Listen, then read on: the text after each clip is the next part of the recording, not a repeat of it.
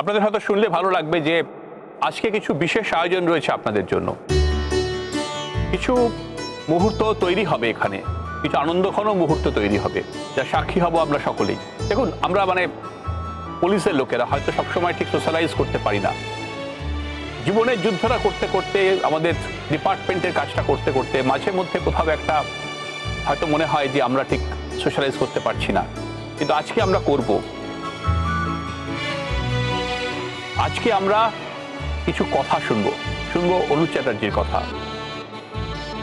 আজকে আমরা গান শুনবো এবং একটা নতুন মুখকে সাহসিকতার পুরস্কার দেব।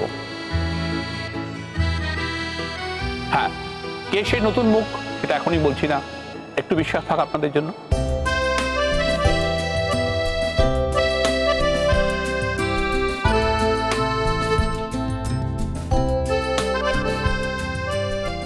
অনুজ তো এখন সুস্থই আছে, ও তো একাই আসতে পারতো। আমার তো মনে হয় না যে ওকে মঞ্চে নিয়ে আসার জন্য আর কারো সাহায্যের কোনো প্রয়োজন ছিল।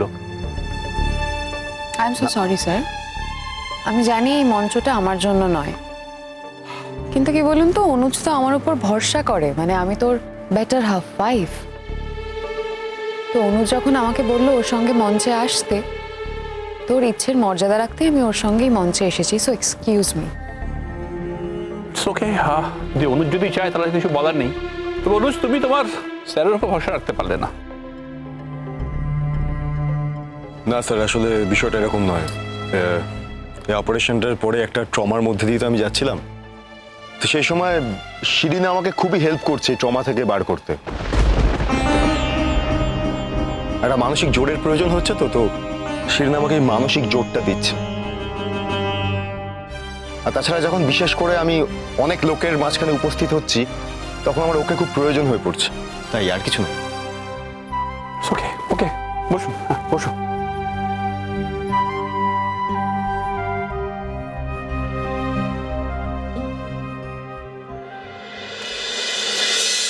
কি ভালো না জিৎ, অনুজের এই বউটার সঙ্গে কিন্তু বেশ ভালো মিলমিশ হয়ে গেছে। বল, ভালো থাকলেই ভালো বাবা, সবাই যেন গোটা জীবনটা ভালো থাকে। কি জানিস তো জিৎ, যার সঙ্গে যার মনের মিল হওয়ার তার সঙ্গেই হবে। Feeling bad, I mean feeling sad. কেন? অনুজ যে কথাগুলো বলছে, এগুলো তোর মনের কথা শুধু নয়, বা প্রাণের কথা, হয়তো বা অনুরাগের কথা। এই প্রসঙ্গ নিয়ে আমি কোনো কমেন্ট করতে চাই না, প্লিজ। আই এম সরি, আমারই ভুল, এই কথা আমার বলা উচিত হয়নি, সরি। আমি জানতাম আমার মেয়ের অপেক্ষার দাম আছে, ওর ভালোবাসার দাম আছে, আমি জানতাম। আর অনুজকে এই দাম দিতে হতো, দিচ্ছেও তাই। গুড্ডি এখন মুখের ওপর দিয়ে কাঁচকলা দেখিয়ে গেছে না, তাই। আচ্ছা, তুমি সবসময় এত নেগেটিভ কথা বলো কেন? নেগেটিভ? আমি, শোনো, তোমার খারাপ না লাগতে পারে, আমার কিন্তু খারাপ লাগে। আমার একটা মাত্র মেয়ে এতটা কষ্ট পেয়েছে, আমার চোখের সামনে কষ্ট পেয়েছে, আমি পুরোটা দেখেছি, আমি ভুলতে পারি না। শিরিনকে ওই বাড়ির লোকেরা কম কষ্ট দিয়েছে বলো তো? এই যে অনুজ কম কষ্ট দিয়েছে, ওকে কম অপমান করেছে? আর কার জন্য করেছে? না, আমারই বাড়ির কাজের মেয়ে গুড্ডির জন্য। এভাবে তুমি গুড্ডি সম্পর্কে কথা বলতে পারো না, মানে না এটা তোমাকে। গুড্ডিকে কাজের লোক হিসেবে দেখেছো কোনোদিন? তা দেখিনি তো, সেটাই সব থেকে বড় ভুল হয়েছে আমার। এখন তো দেখছি আমার মেয়ের সঙ্গে সব ব্যাপারে, সব বিষয় একটা টেক্কা দেওয়ার চেষ্টা। এই যে এখন ওই ডাক্তারের পাশে গিয়ে বসেছে, ওর সঙ্গে সম্পর্ক তৈরি করেছে। এখন তো শুনছি নাকি উনি ওই বাড়িরই লোক, ওই বাড়িতে গিয়ে উঠবে ওরা।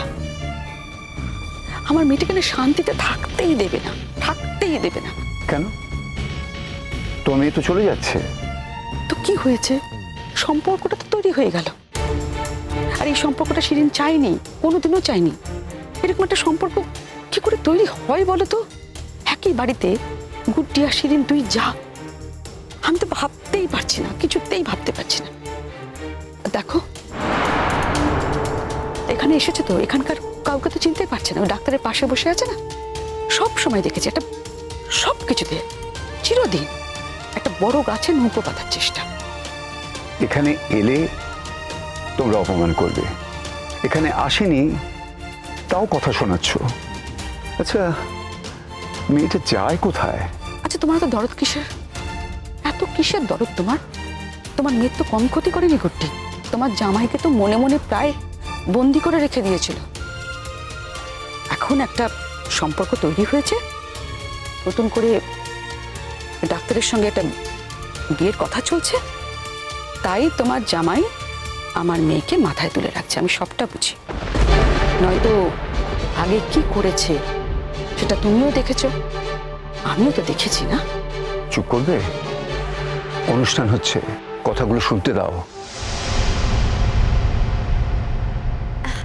আন্টি আপনারা এইদিকে কেন বসেছেন, ওইদিকে চলুন না। আরে না না, আমাদের তো এখানেই বসতে বললো, কোনো ব্যাপার না মিঠি, তোমরা ওখানে বসো না, আমরা এখানে বসছি। আচ্ছা ঠিক আছে, আমি বরং আপনাদের সঙ্গে এখানেই বসি। হ্যাঁ নিশ্চয়ই আচ্ছা আচ্ছা।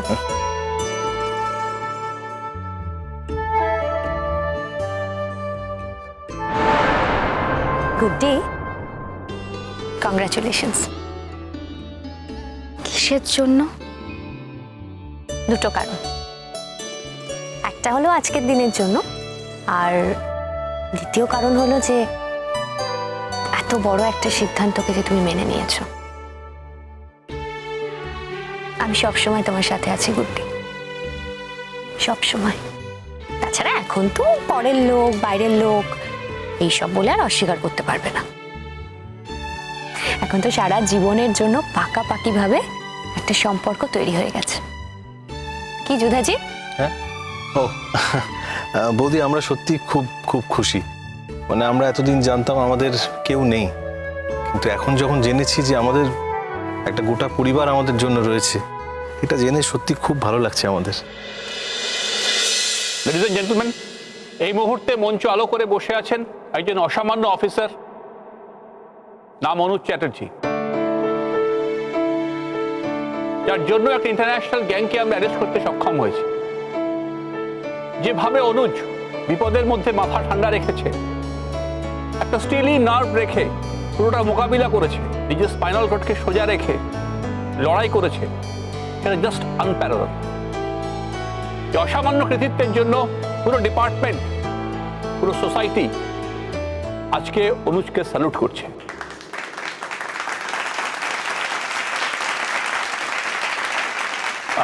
an important announcement, আমাদের মধ্যে উপস্থিত আছেন আমাদের IG sir, respected Shri Ahir Dasgupta. স্যারকে আমি রিকোয়েস্ট করবো স্যার, আপনি যদি অনুজকে প্রাইজ দেন প্লিজ। Sir Anuj please.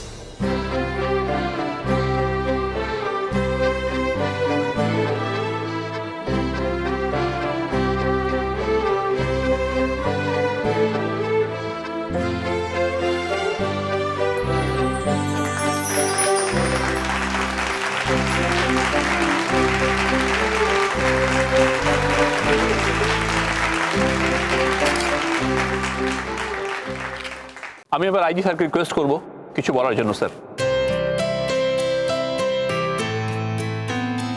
আমার নিজেকে আজকে ওয়েল অনার্ড মনে হচ্ছে, এই যে অনুজ চ্যাটার্জিকে নিজে হাতে এরকম একটা সম্মান আমি দিতে পারছি। তবে একটা কথা এখানে বলাটা অপ্রাসঙ্গিক হবে না, তবে আমাদের এই অপারেশনের পুরো প্ল্যানটাই ছিল ডিআইজি কিংসুক সেনের। উনি না থাকলে এই অপারেশনটা আমাদের একেবারেই সম্ভব হতো না। হ্যাঁ, অনুজ হয়তো লড়াইটা অনেক বেশি করেছে গ্রাউন্ড লেভেল, কিন্তু অপারেশন সাকসেসফুল করবার জন্য আমার colleague Kingshuk Sen, he is also responsible. আমরা বিশ্বাস করি এই অপারেশনটা কিংসুক ছাড়া কোনো মতেই সম্ভব হতো না। আমরা এত বড় একটা অপারেশন কিছুতেই গোটাতে পারতাম না। ইয়েস, অনুজ চ্যাটার্জির সঙ্গে আমি বারবার কিংসুক সেনের নামটা বলতে চাই।